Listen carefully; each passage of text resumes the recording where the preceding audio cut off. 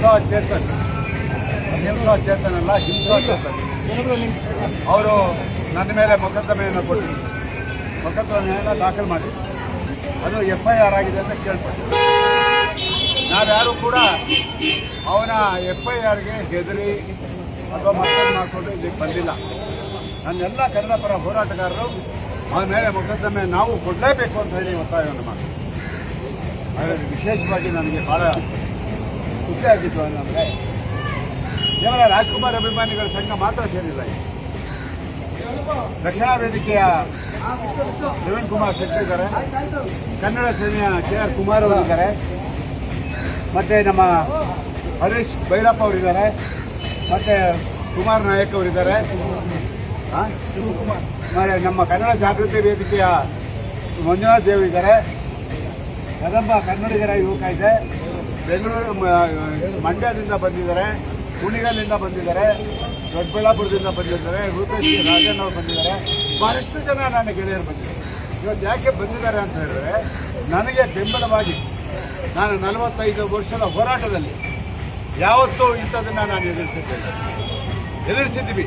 ಈ ನಾಡು ನೋಡಿಗೋಸ್ಕರ ಸಾವಿರಾರು ಕೇಸ್ ಹಾಕಿಕೊಂಡಿದ್ದೀವಿ. ಆದರೆ ವೈಯಕ್ತಿಕ ವಿಚಾರಗಳಲ್ಲಿ, ರಾಜ್ಕುಮಾರ್ ವಿಚಾರದಲ್ಲಿ ಯಾರೂ ಕೂಡ ಹೊಂದಿರಲಿಲ್ಲ. ಆದರೆ ಈ ಚೇತನನ ಒಬ್ಬ ವ್ಯಕ್ತಿ ಪ್ರಚಾರಕ್ಕೋಸ್ಕರ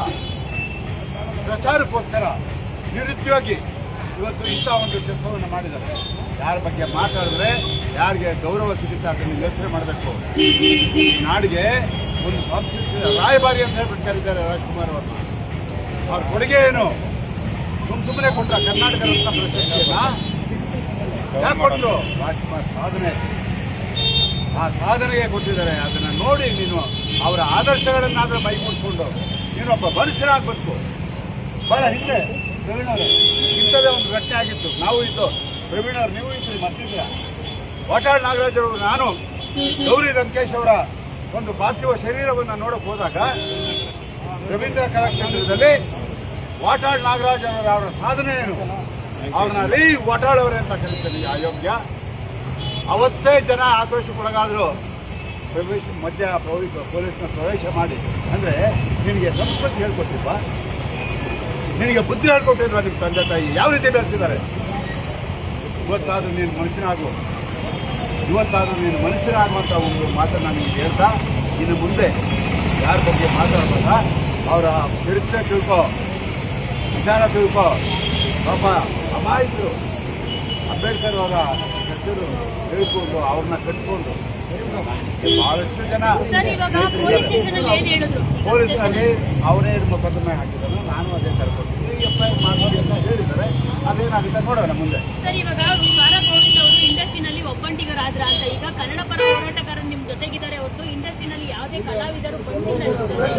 ಎಲ್ಲ ಸೋಷಿಯಲ್ ಮೀಡಿಯಾಗಳಲ್ಲಿ ಹೇಳ್ತಿದ್ದಾರೆ ಅಂತಂದ್ರೆ ಗೋವಿಂದ್ ಅವರು ಒಬ್ಬಂಟಿ ನೋಡಿ, ಎಲ್ಲ ಆ ಥರ ನೀವೇ ಅದನ್ನು ಕ್ರಿಯೇಟ್ ಮಾಡ್ಕೊಂಡ್ಬಿಟ್ರೆ ನಾನೇನು ಮಾಡೋಕ್ಕಾಗಲ್ಲ. ಇಡೀ ಇಂಡಸ್ಟ್ರಿ ಇದೆ. ನೀವು ನೋಡಿದ್ರೆ ಎಷ್ಟು ಜನ ಬಂದಿದ್ರು ಅಂತ ಹೇಳ್ಬಿಟ್ಟು. ಅದಕ್ಕೆ ಯಾವತ್ತು ಇಂಡಸ್ಟ್ರಿಯವರು ನಾನು ಯಾವತ್ತು ನೋಡಿ ಅಂತ ಇದನ್ನ ನಾನು ಯಾರನ್ನು ಕರೆದಿಲ್ಲ. ನೋಡಮ್ಮ ಇಲ್ಲಿಗೂ